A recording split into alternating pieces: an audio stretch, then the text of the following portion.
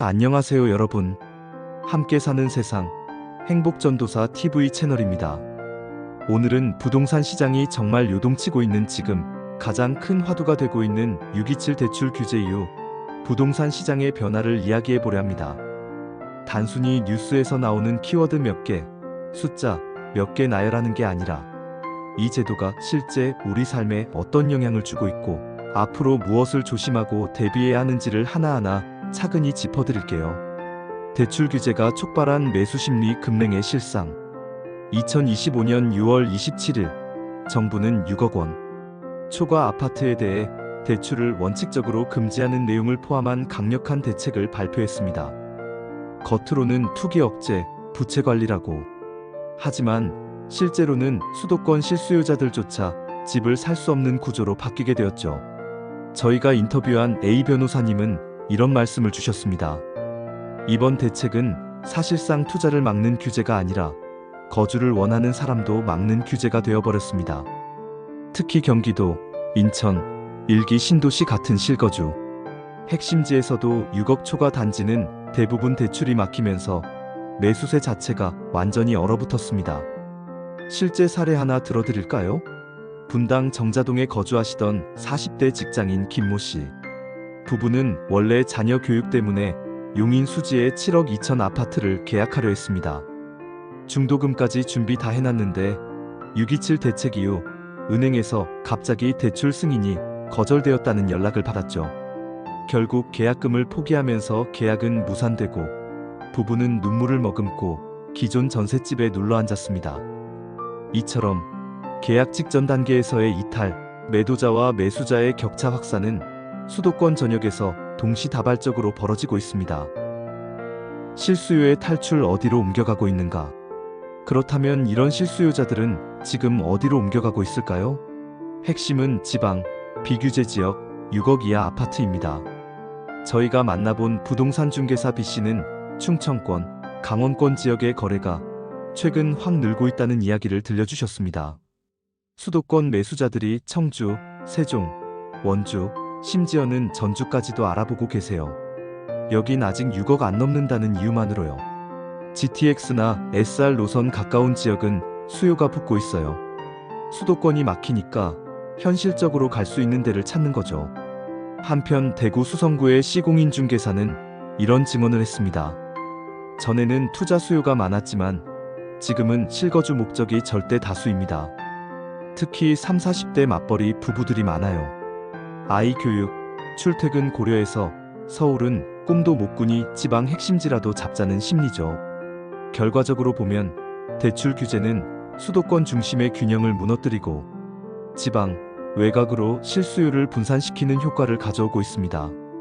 문제는 그게 정책 목표였는지는 누구도 대답하지 않는다는 점이죠. 전세에서 월세로 시장의 구조가 변한다. 이제 전월세 시장으로 시선을 돌려보겠습니다. 대출이 막히니 자금 조달이 어려워졌고 자연스럽게 전세보다 월세 수요가 증가하고 있습니다. 이와 관련해 부동산금융연구소의 정동현 박사님은 다음과 같이 분석하셨습니다. 자금이 부족한 20, 30대 세대는 이제 보증금도 부담스러워집니다. 월세로 넘어가면서 특히 반전세에서 월세로 완전히 구조가 바뀌고 있어요. 이는 임대인과 임차인 모두에게 영향을 줍니다.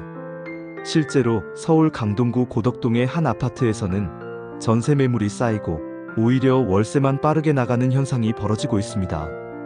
보증금 2억 전세는 2달째 나가지 않는데 보증금 2천에 월 120짜리 월세는 하루 만에 나갔다고 하네요. 이런 흐름은 임대인에게도 부담입니다. 한 임대인은 저희에게 이런 얘기를 털어놓았습니다. 전세 놓고 대출 끼고 돌리던 구조가 깨졌어요.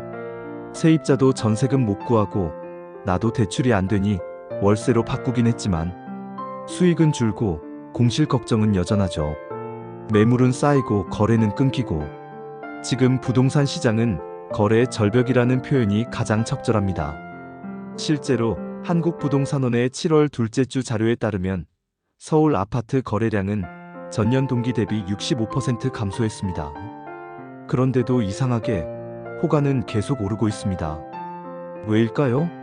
바로 매도자들이 호가를 낮추지 않기 때문입니다. 비부동산 대표는 이렇게 설명합니다. 이제 막대출 규제로 분위기가 바뀌었잖아요. 그러다 보니 매도자분들도 지금 팔긴 아깝다는 심리가 강해요. 그러니까 안 팔리더라도 버텨보자는 거죠. 그런데 문제는 이렇게 서로 눈치만 보니까 거래 자체가 안 되는 거예요. 예를 들어볼게요. 경기 하남 미사 강변도시의 8억 5천 아파트는 최근 한 달 동안 매수 문의는 단 3건, 계약은 0건이었습니다. 그럼에도 불구하고 매도자는 가격을 낮추지 않겠다고 합니다. 작년에 9억 5천에도 나갔던 집인데 지금 8억 5천은 너무 싸다는 생각 때문이죠. 이런 상황이 계속되면 시장 전체가 장기 침체 국면으로 갈 수밖에 없습니다. 앞으로의 시장 금리, 총선, 그리고 기회. 마지막으로 앞으로 시장은 어떻게 흘러갈까요? 금리와 정치가 결정적입니다. 현재 기준금리는 3.5% 수준에서 동결 상태지만 하반기 중 인하 가능성이 점쳐지고 있습니다. 여기서 중요한 점은 금리 인하가 곧바로 매수세 회복으로 이어질 수 있느냐는 불확실하다는 점입니다. 자산운용사 리서치센터장 K 박사님의 분석입니다. 금리가 내린다 해도 대출 규제가 풀리지 않는 이상 실수요 회복은 더딜 겁니다. 다만 매수 심리 자체는 살아날 수 있고 그 흐름이 2026년 총선과 맞물려 방향을 결정지을 겁니다. 즉, 2026년 총선 전후로 부동산 정책이 완화될 가능성, 정권 재편 여부, 공공분양 확대 정책, 이런 변수들이 시장을 바꿀 수 있는 중요한 포인트입니다. 마무리하며 지금은 조용한 전환기입니다. 하지만 그 속을 들여다보면 아주 큰 소용돌이들이 흐르고 있습니다. 오늘 이야기 드린 5가지 흐름, 수도권 실수요 절벽, 지방 중저가로의 이동, 전세에서 월세로 구조변화 거래, 절벽과 호가, 강세 미래의 기회와 위험. 이 모든 것을 종합해서 보면 지금은 기다리는 시간이 아니라 판단하고 준비하는 시간입니다. 영상이 도움되셨다면 구독과 좋아요 부탁드립니다. 댓글로 궁금하신 점 남겨주시면 다음 영상에서 실제 변호사 등 전문가와 함께 답변드리겠습니다.